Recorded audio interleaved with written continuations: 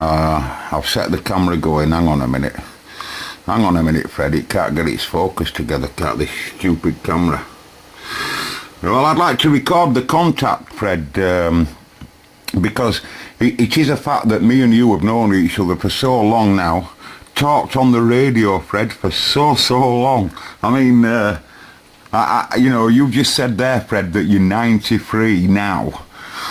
Well, I don't know how old you were when I first ever spoke to you, Fred, but I'll put money on it. I were anywhere between 16 and 17 when I very first spoke to you. I'm not too far away from 51 now, Fred. So that's, you know, that's some time ago, buddy, and you know what I mean? I must have had a million conversations with you, Fred. I can still remember way back in early 80s, Americans coming back to you, Fred, on your iGain 2000, and me tagging along. I had a Cobra at the time. I was trying to convince you to get a Cobra 148, and you had your 2000. But hey, you still did it. You still did it, Rod. Aye, because David, you know, we've been talking about, and he had one or something like mine.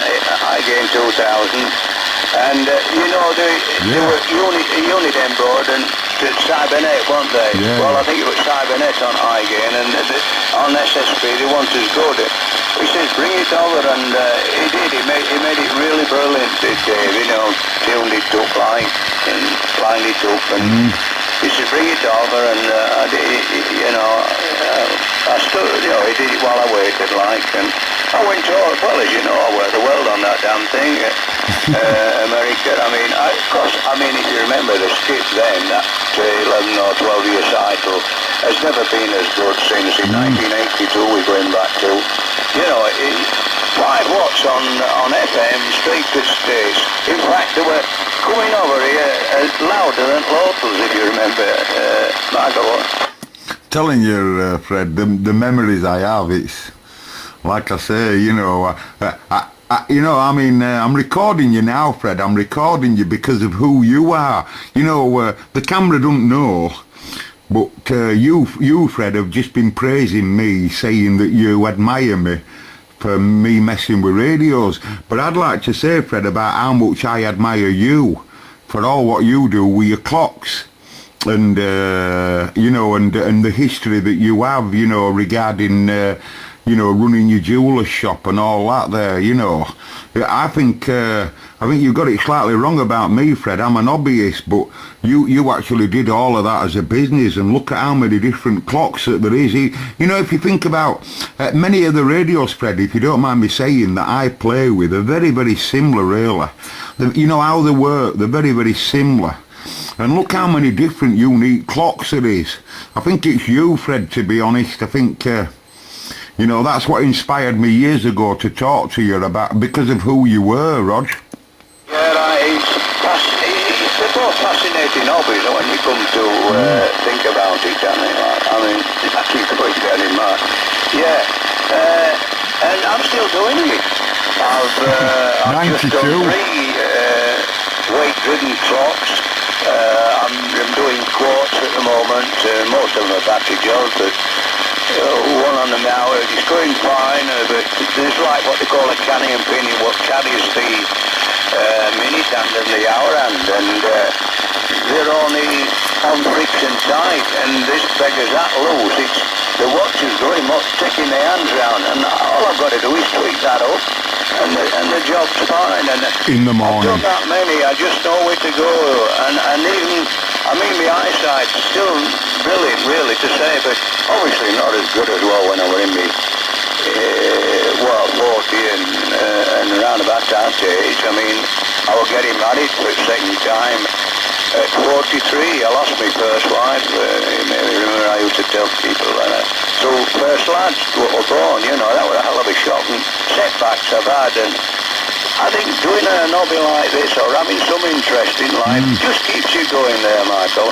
Yeah. Well, if I can follow your philosophy, Fred, you're where you are now in your age, I won't be doing so bad. Hey, we best move, Fred. Do you want to make a QSY? channel 21. What's that? 80125. 80125. Fred, over. 8125. Okay, I'll have a go. Yeah, 80125, Fred. 80125. 80125. I think that's 21, isn't it? Is it 21, that? Is that 21? Hello, is this here, Fred? I am gone. I'm on channels here, 21. Is this 80125? It is, I'm sure it is. Come on, Fred, where are you? He's supposed to be a professional. He's not an FM, you see. Where are you, Fred? Fred, where are you? I'm going to produce some carrier. Where are you, Fred? I'm sure is this 80125? I'm sure this is 80125. Where are you, Fred? Oh, we have a transmission failure. We have a transmission failure. Where's my mate, Fred?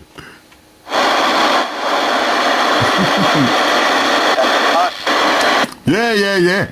80125 27 801.25. Where are you, Fred? Yeah. Well, I'll tell you what the problem is, Frank. On the FM, it won't move. Right, yeah. One,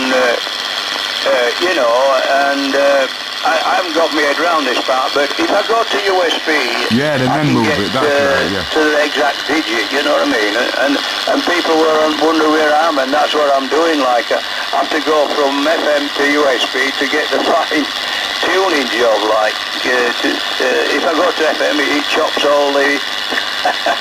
it's the fine tuning, and so I'm just a bit lost with it yet, but I managed to get in my own way, you put it that way, but it's a long job of it. Yeah, I know exactly what you mean, Fred. To get to your 125, you've got to go into SSB mode, get your 125, and then come back to FM. A lot of HF sets are like that, Fred. A lot of them, and there's a reason for it. It's because the 125 really on FM, most people wouldn't even be able to hear the difference at all. You know, you'll be able to quite settle for just going to 8010, Fred. 80100. Most people wouldn't even be able to hear it, Rog. Yeah, right. I could still, I still have to do it. You'll be able to hear me all right, but I like to be spot on frequency. Yeah. Like you yourself, you just everything to be as best as possible. Yeah, I was saying, yeah, as you're saying it. You know it's not right, don't you? You know it's not right. Even though it's only 1.25, hey, you know it's not right. You've just got to get it there, haven't you? That's right, it's where we are, me and you. Anybody, we now sort of, we just want things as near as possible to be spot on, over. Yeah. How's Molly, by the way, Fred? And I'm really happy about your good news regarding getting that paperwork back there that they robbed off you. I won't go into that though while I'm filming, but how's your lass? Is she alright? And I'd just like to tell the listeners that this is Fred, that sometimes it is... How old are you now, Fred? And I am right in saying that you still put all your aerials up and you still do climb on roofs and stuff. I am right, aren't I, Fred, over? Yeah, that's a positive there, smart lad. Yeah, I'm still going up on roof. That nice day. It's been foggy since I want to go there.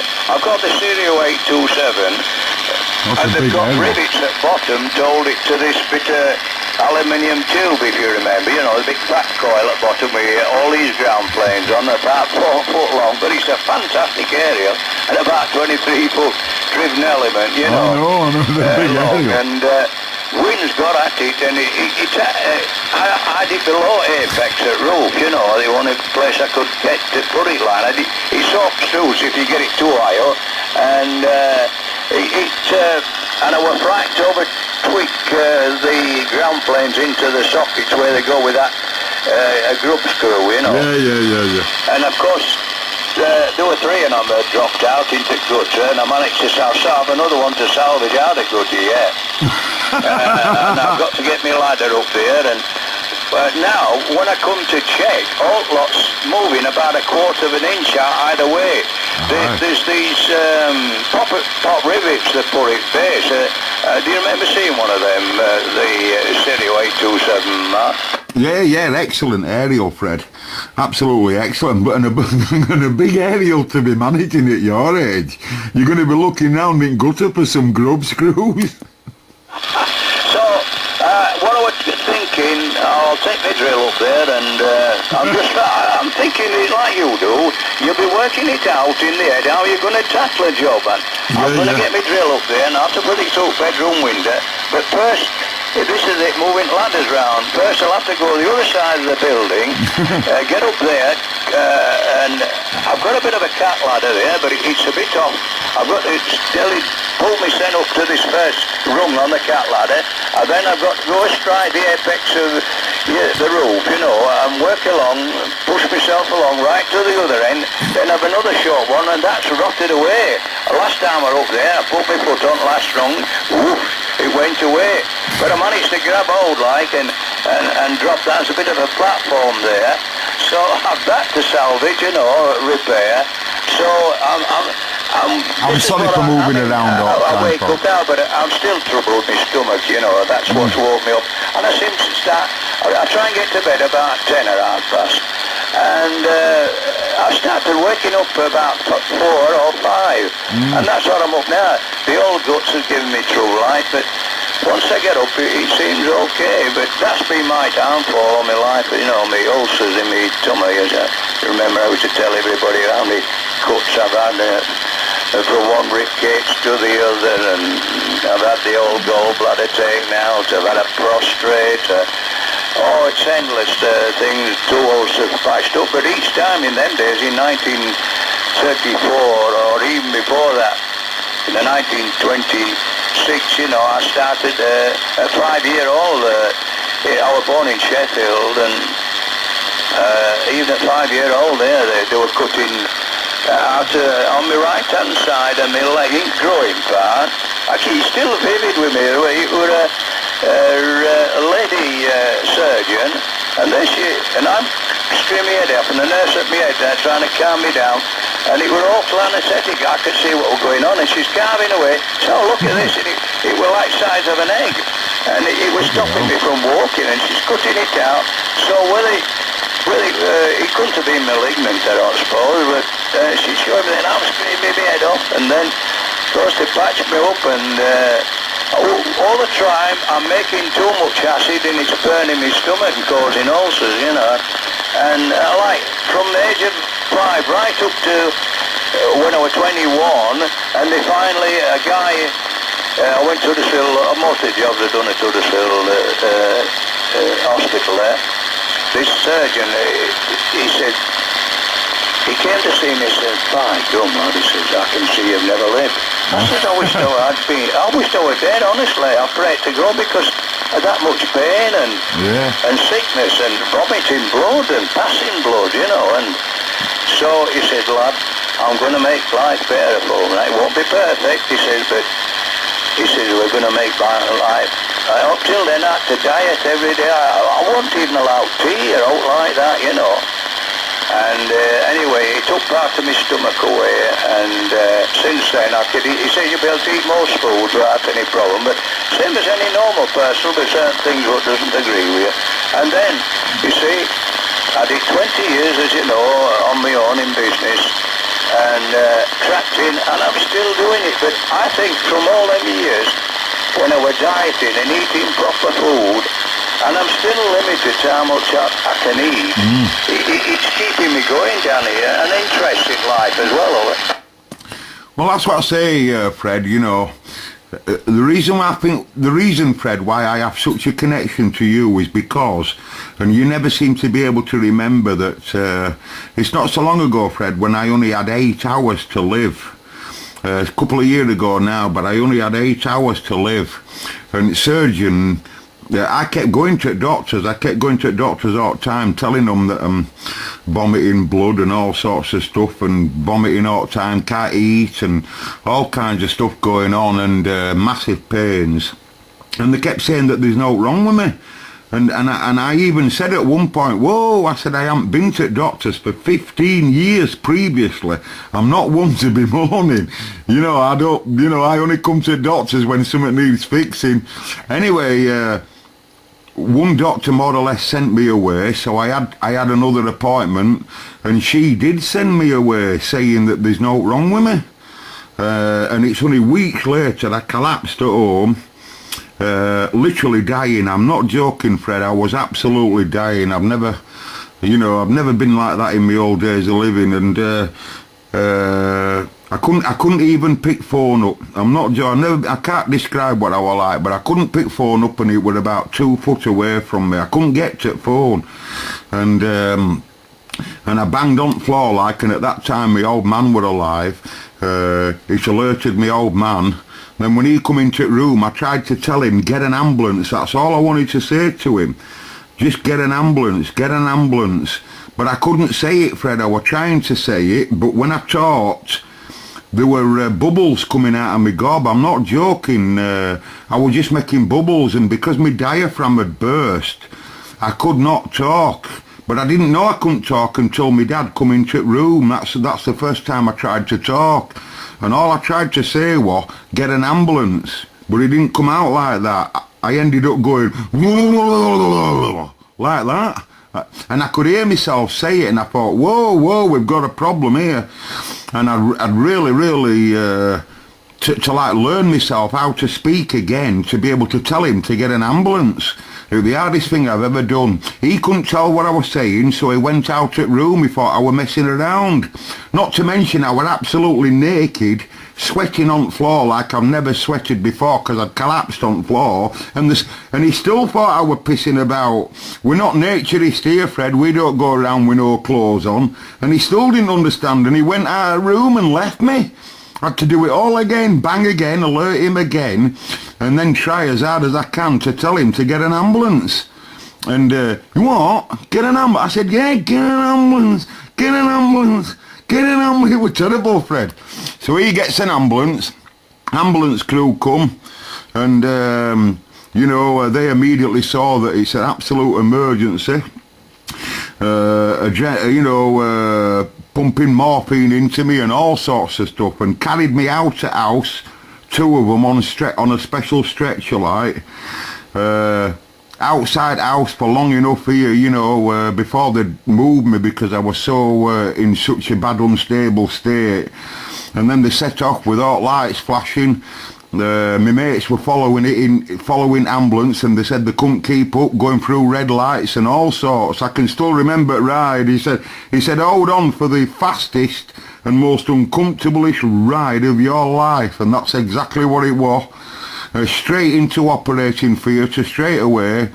And the surgeon who'd been doing stomach ulcers, Fred, said that in the 22 years I've been doing stomach ulcers, it's the biggest ulcer I have ever seen in my days of living. Took photographs of it all. It were massive, Fred. I've seen no like it. Looked like about 4 stone in weight.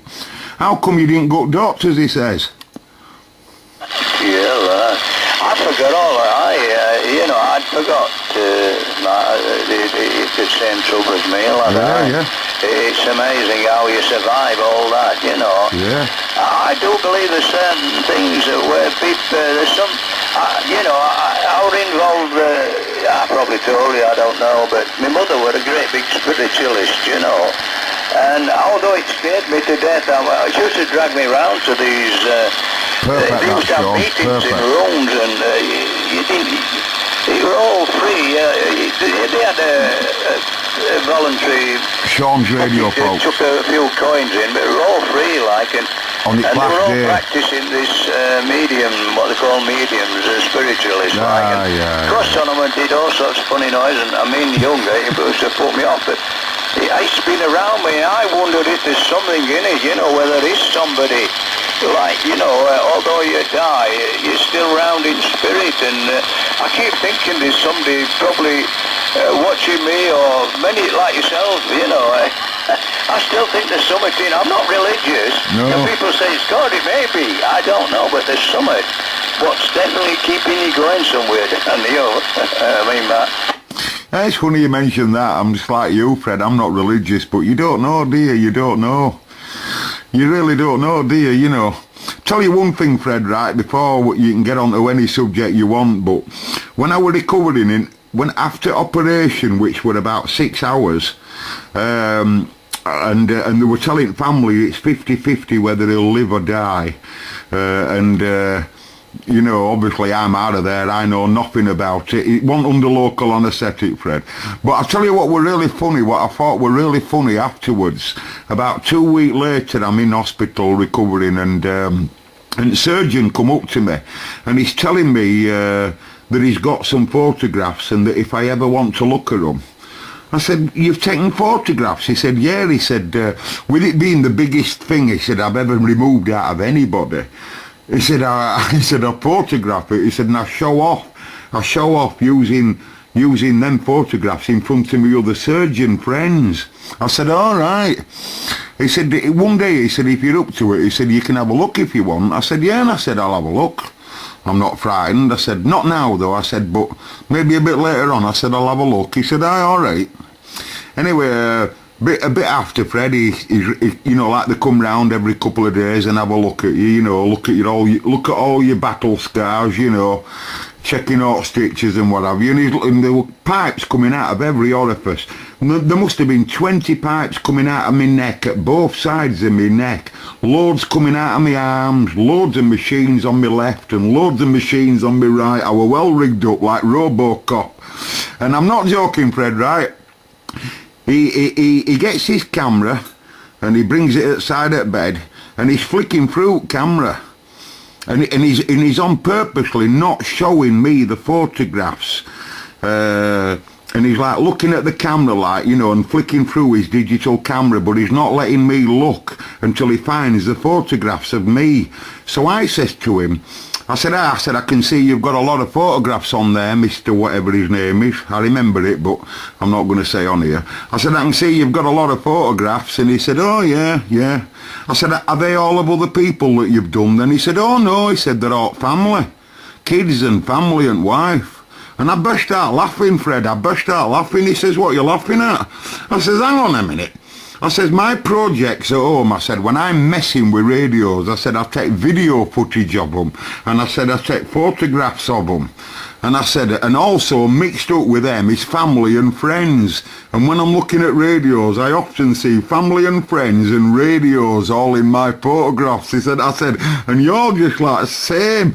He said, well, he said, you are my project. He said, you were my project. Great stuff. Yeah, it must be great to see what they've done, like, you know.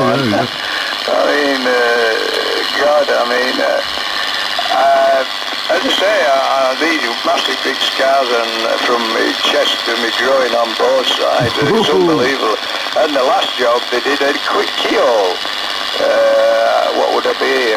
It's about, I'll be nearly 80 anyway, and he said I might have to cut you off, but that was not local anaesthetic. They put me most of the big jobs. I only had that one when I was quite young, you know, 5-year-old, where they did a local. Rest of it I put away, thank God. I didn't want to be awake when that was going on. And like I said, I did flicking marks and I had this gallbladder, and they did 3 probes put in, and they took my gallbladder away without cutting me, fortunately, and I got over that fairly quickly.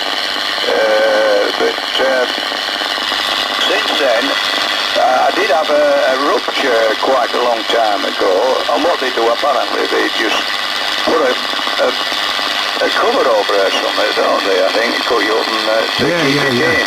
Yeah. That damn thing's popped out, but it don't bother me. And, you mean an hernia? First of all, it popped up. I thought, well, I'll bet it's been through operation, like, and then gradually it dawned on me. It is a rupture on the right-hand side. But I mean, my youngest daughter, she's a kiddie. She'll be 5 shortly, like. And she's been here and said, Grandad, come on, lift me up. And I've been, honestly, I was shattered today. And then she comes and I've got to dance with her. I've got to swing around. And God knows how I thought, well, I'll have sort of collapsed in a bit, you know.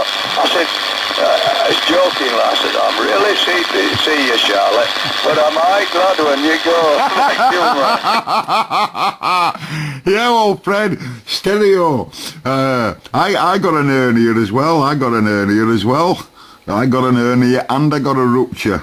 That's amazing, yeah, and it's all part of what they cut away from you, you know. They cut that much away from it, and it buggered me back up, Fred, because they cut so much into me, you know, to take so much out that I'd lost all central support for me back. And all my back started collapsing at back end, you know. I can walk all right. I can walk quite near perfect. But, you know, I were in building trade like for long enough, and the thought of being in building trade alone is frightening today. Hey, we've so much in common, Fred, aren't we, really? Me and you would be suited on 80 metres, talking away there on 80 metres, talking about all health problems. You know, get a lot of that on 80 metres, you know. You don't you? I'm 49 now, 70. How old are you now, Fred? You 92, over? 93. I'll be 94 on the 1st of September. Oh. Bloody hell, eh? And look at my age. I'm not saying on. I tell you, Fred, it's amazing. You must have had better food in you than me. I was laughing my head off last time I spoke to you when we were talking about hospital before, and you told me about that nurse that got into your bed. It was fantastic, you know. I thought, God, what can I... You know, she was ready to jump in. She says, "Hey, God," and I said, "Well, what at time, like, you know." And, hey, she was ready to jump in, like, I thought, oh, God. And you'd have to look at that, but it's amazing how he books you up, you know. Oh, God, who's the tree, this, you know. And I was like, you know, they didn't understand what was wrong with me at first, you know. They sent me to town. I probably told you about sending me down to St. Ives in Huntingshire. With TB, they were on them in my days with TB, you know, there were sanatoriums all over. And I nearly died down there as well. You remember telling you about me escaping and all that? Yeah, with letter and all that, getting letter out. I remember it vividly, Fred, yeah. Unbelievable, that. It's very possible that you did save your own life, Rog. That's right. I planned it all like you do when you're going to do a job and you're thinking it over your head. I thought, well, I'm going to die here then because I'm vomiting blood and passing blood. I knew there was something, and there were a staff nurse who were, talk about a cow or a bitch, worse than that. And she had it in for me and everything. She'd been amongst other lads and they made me look a right idiot, you know, and I kept rumbling top in my mind what I planned to do, and you see, like I said, every time you send a letter, if you put "I'm not happy" and all that, they scrub that out and sensitive, put something else in. So there's only one way of getting round this, make my own letter up, and I got through toilet window, and it were all on one level portion. I thought, I can just manage. I was that thin, I'd only be about 6 stone or something like that. Got through toilet window and dropped down with my letter and in my pyjamas about 11 o'clock at night, straight to Honeyway Post box where it gate as you come through into hospital, and popped it in, and then I started walking up the road, and nurses, they were just coming home from being out for night and grabbed me and take me back. Well, within a week they sent my mother. She was a big Baptist believe, you know, she was a Baptist, and the local preacher got a specialist, and they come down, and as soon as they saw me, that was a week after, he flicked my stomach, and it was rolling up and down, you know, and he says, "Get this lad out of here, he's not got TB, he's got ulcers." Straight back, I'd be about, 11 and a half, and they cut me from first rib cage to groin on first operation, and then another 3 years after that, another cut to the side, like, you know, but it saved my life, like you said, anyway. Got it to listening to tours, Dan. People wonder what else. If there's all left on us, back to you. But like you said earlier, Fred, I always look at it as though I've had a second chance. I mean, I actually did say to the surgeon, I said, I get a great kick out of repairing radios or trying to repair radios and trying to repair out I put my hands on, whether it be a car or out. I said, I feel like you've given me another chance, old mate. Aye, and... it is amazing. Makes you wonder, Fred, whether... And another thing and all, you know, my dad were very poorly. When I collapsed here at home, my dad also were very, very poorly. So as I went into hospital, we had to get someone to look after my old man while I were there in hospital. And they couldn't cope with him. They didn't know how to look after him. My dad didn't like them looking after him. And my dad were coming to hospital, you know, to see me, like, as well as all the rest of the family. And my dad were telling me, like, you know, I can't wait for you to come home. I can't wait for you to come home, you know. Starving to death and everything with these that's looking after me and all the rest of it, you know, and telling me all bad tales and arguments that he's been getting into. He never ever argued with anybody, didn't my dad? But he wasn't getting on with them that were looking after him, so I were eager to get out of hospital. And then when I did get out, Fred, I stayed with my dad then and right up until he died. You know, right up until he died. So I always think to myself now, you know, I came back for a good reason, to give me dad dignity, you know, because he wouldn't have wanted anybody else to look after him at all. And it was a full hand's job. It was the hardest thing I've ever done, looking after my dad, you know. But when you love someone, you do it. You don't do it because it's hard. You do it because you love them, Fred, you know. And I'm really chuffed I did it. I saw it right to the very end, if you know what I mean. Even when 6 nurses once told me, how did you do it? How did you do it? You know, well, you have to do it for a job, love. I do it because I wanted to do it. It's a totally different thing, Fred. But my dad got his dignity on last days, and I can hold my head up high. I come back for that, Roger. I come back for that alone, over. Yeah, I knew you were very attached to your dad. You used to say, well, I would say I had a perfect dad. I had a perfect mother. No, my mother were more strict. My dad, he could smoke, drink, and do it. He were a miner, you see. But he had a heart of gold. And, my dad did, he could have anything you wanted, you know. You couldn't be my dad. Were just the opposite. You had to behave yourself and wash your and be sure spotless. See, I was born in Sheffield and it was hardcore in Sheffield in them days, back to 1926, you know. And, it was terrible. And she saw to it that we were a big miners' strike in 1926, and with no money, we're on what they call a means test. And I had to have the best of all the food we were allowed, and they were very little. And believe it or not, my dad, I probably told you this, I remember, he made this big wheelbarrow with iron wheels on, and he weighed a ton. And we were just outside Sheffield, near what they call Western Park. There's the university there in Sheffield. It's all changed, obviously, to them days, the high-rise flats and all that sort of crap. And we wheeled it, it'd be about 2 miles or 3, and we wheeled it right down into steelworks, and these coke, this coke, they used to throw it out, and there'd be a lot of waste, and some of it weren't really burnt, and we used to gather it, fill the old barrel, pushed it all way back, and got a nice fire going, you know. And this guy, there were a guy come round and to see how you're going on this means test, you know. He says, how the hell can you afford a fire like that? And then drop some more money off us, you know, bastards like, you know. Did you see how you had to live? And now it's nearly as bad, if not getting as bad there, Mark, you know, it's terrible, over. Oh, right, yeah, well, I mean, I could talk a lot, Fred, about what government's doing. I mean, ever since this government got in, that the main ambition seems to be to sell as much as they can of the country's wealth, i.e. Royal Mail and NHS and everything, and also make the people as poor as possible so they can be, you know, the jobs are very pathetic that's today, Fred, because employers would rather employ cheaper labour from foreign countries, and that's, you know, that's a lot what's going on. But it's not the foreigners to blame, it's the government. They want all all of that wide open door, because most at company firms, they don't want to pay anybody a proper wage. There's no manufacturing. They've buggered all that lot up. They couldn't have made a worse job at getting rid of manufacturing, what they've done. You know, we were the best of the best when it comes to making stuff, Fred. Certainly you'd know a lot about that, like at your age, 93, Fred. You'll have watched the whole thing come up.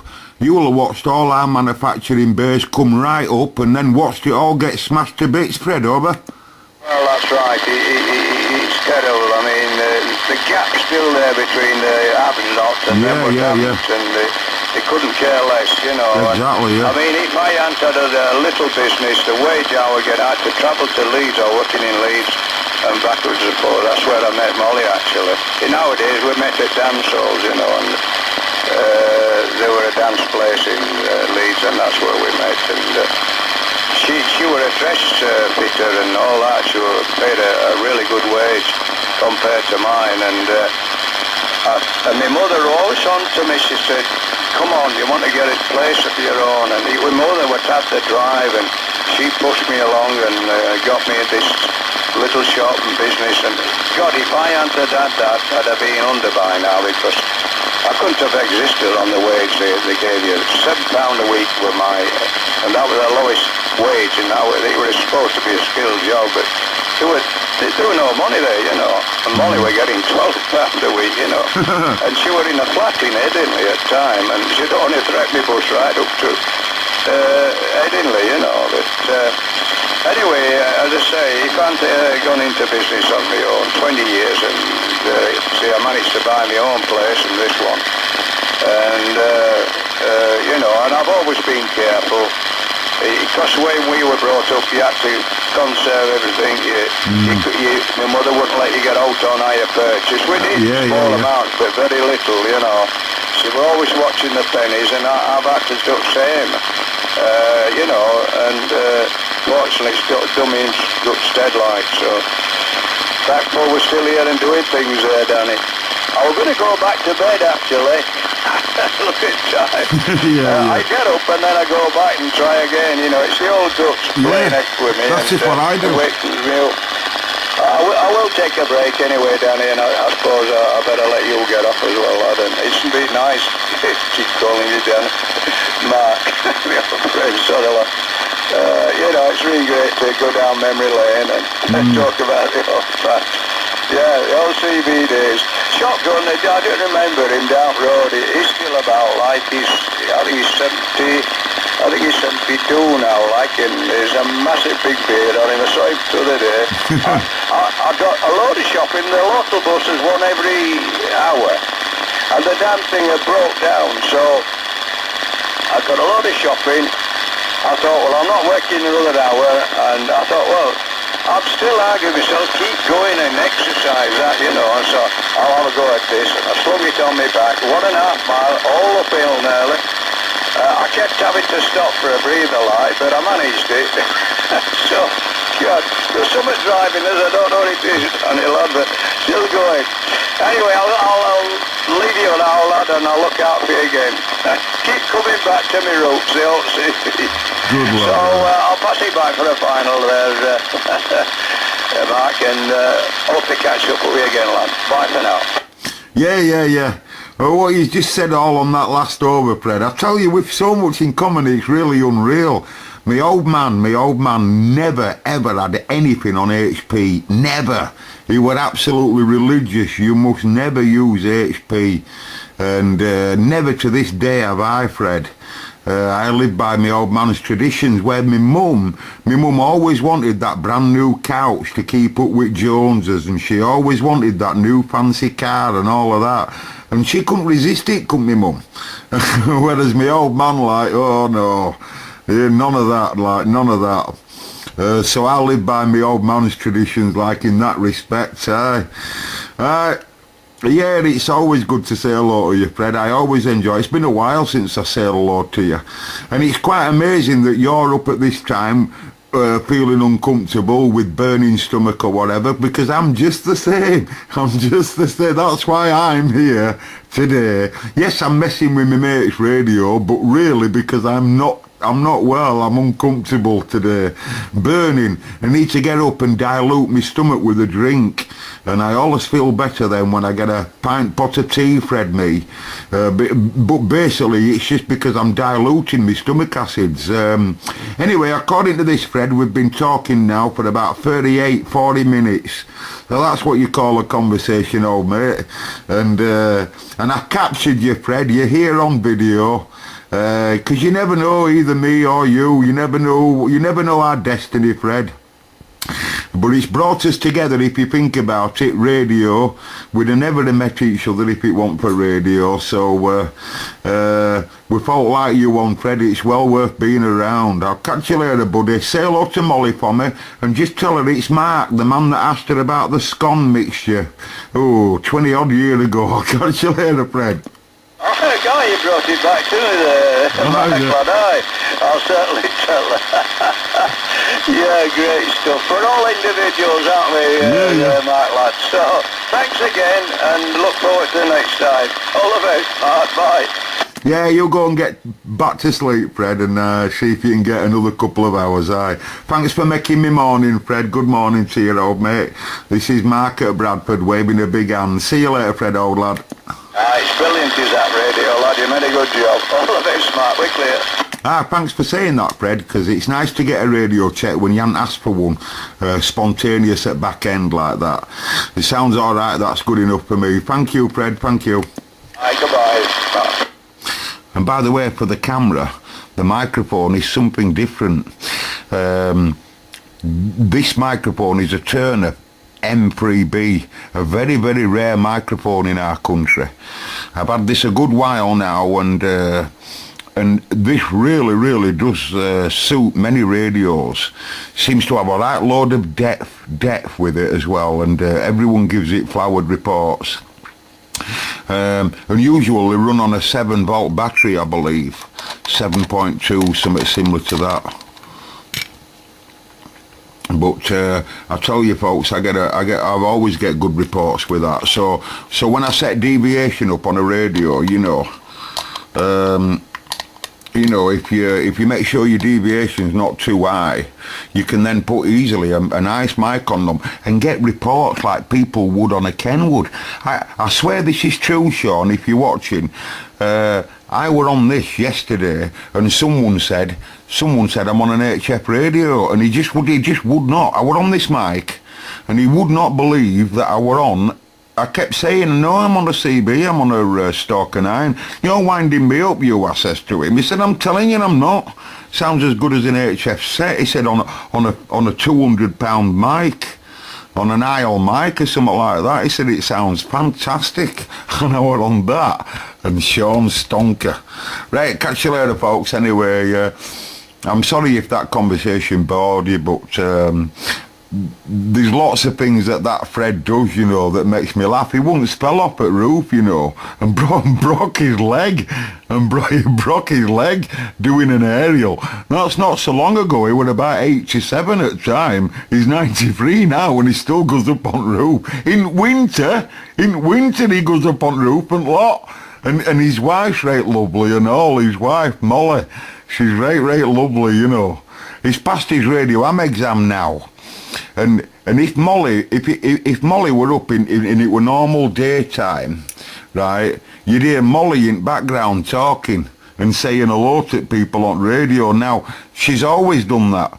But when they go on amateur radio, for those that know about amateur radio, only the licensee is allowed to talk on that radio. And Molly will be piping up in background all the time. Hello, Bill! And she's not an amateur like.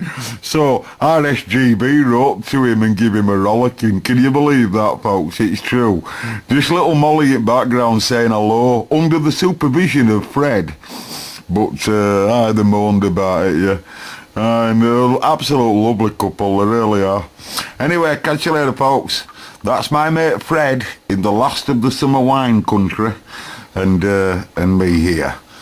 Good Goodbye. I just needed to get him on video. I'm sorry I'm upside down.